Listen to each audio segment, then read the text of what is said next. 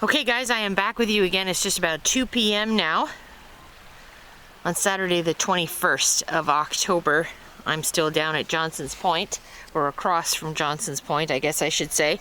I'll mention again that green day marker you see directly in front of us. That is actually Johnson's Point, and that's the bow of the Paul R Tregurtha with Captain Benjamin Feynman aboard. One of the best on the lakes for many reasons. If I pan back a little bit here, you can see the superstructure's steam plume coming up over the treetops. They are only about 10 minutes or less in behind the Arthur M. Anderson right now. Captain Feynman does know I'm here. He knows exactly where I am, and we are going to get a salute when he gets close to me. So this is going to be a little bit of a longer video, but it will be worth it. I think this is the first time I've actually managed to capture the Paul R doing this turn this year.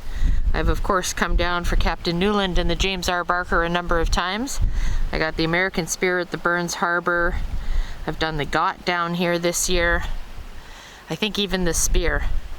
But I have not gotten the Paul R, if memory serves.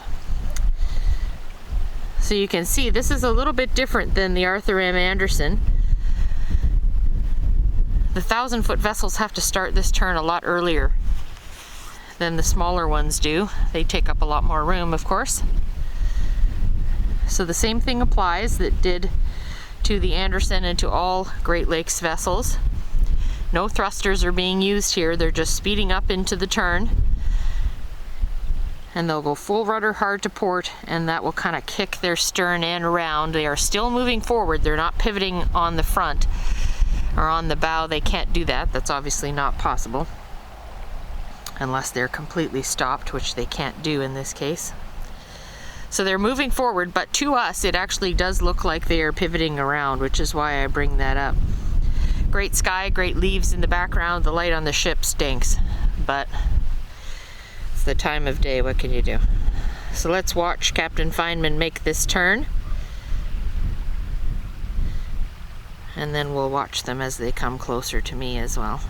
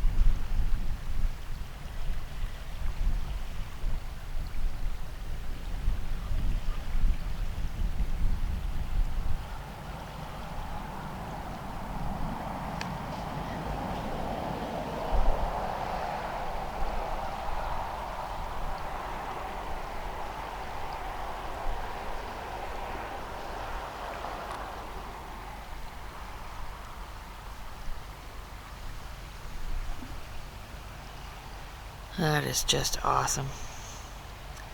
There's something almost mesmerizing about watching a 1,000-footer make that turn. They literally make it look so easy. And I guess for them it might be because they do it so often. All of the 1,000-foot vessels transit this river every single week. They all load up above, so she does not have cargo on board right now. She is strictly in ballast, which means there's water in their ballast tanks to keep them stable and steady and level while they do not have cargo aboard.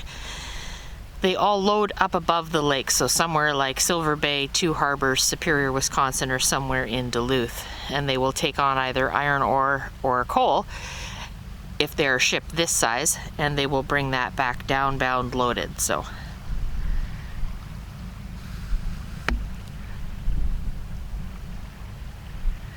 the Paul R Tregurtha is the longest sailing vessel on the lakes right now at 1,013.5 feet and 105 feet in width.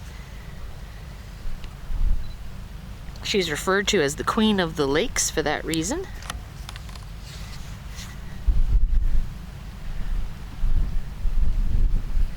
And she is certainly a fan favorite among a lot of people.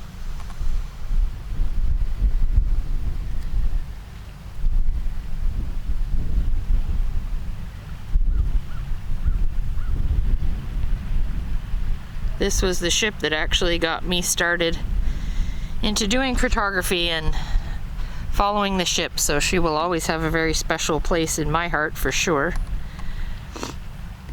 I became very good friends with her past captain, Bob Thibodeau, or Captain Bob as we all called him.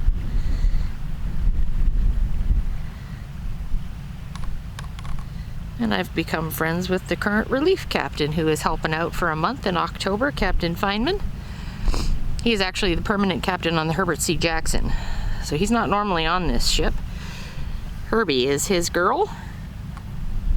And he loves being there, but he is such a good ship handler, he can handle any ship in the fleet. So he is helping out here.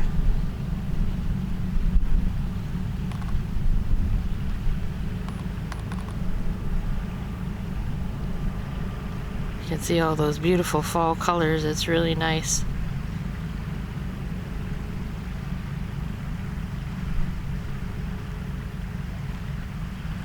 And again, it's about 2 hours time up to Sault Ste. Marie from here. This is almost the halfway point of the St. Mary's River when a vessel transits here up to the Soo Locks.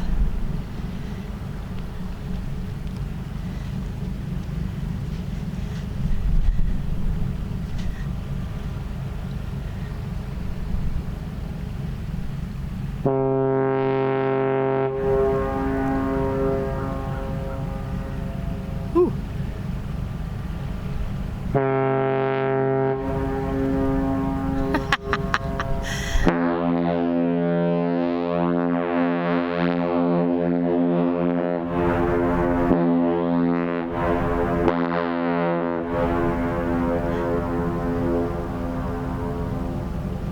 Holy echo.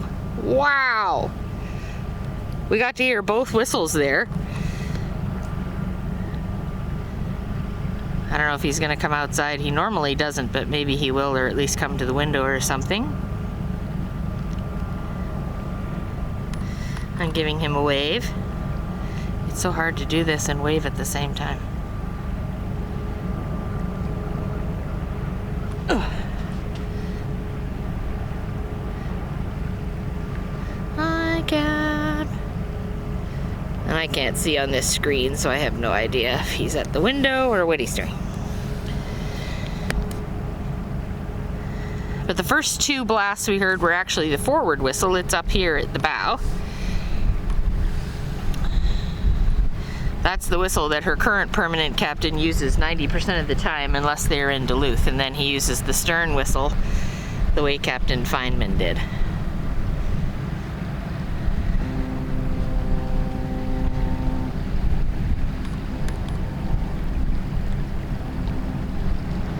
Wow, I don't know if you heard that, but that was the,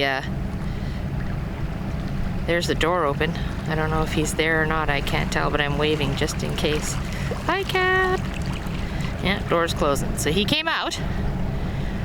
That's awesome. I don't know if you just heard that other salute. It was off in the distance, so that would have been the Arthur Anderson saluting somebody up ahead.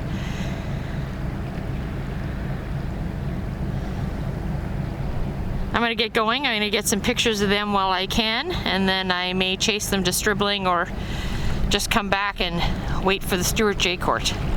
We'll talk to you soon, everyone. Take care. Have a good one, and bye for now.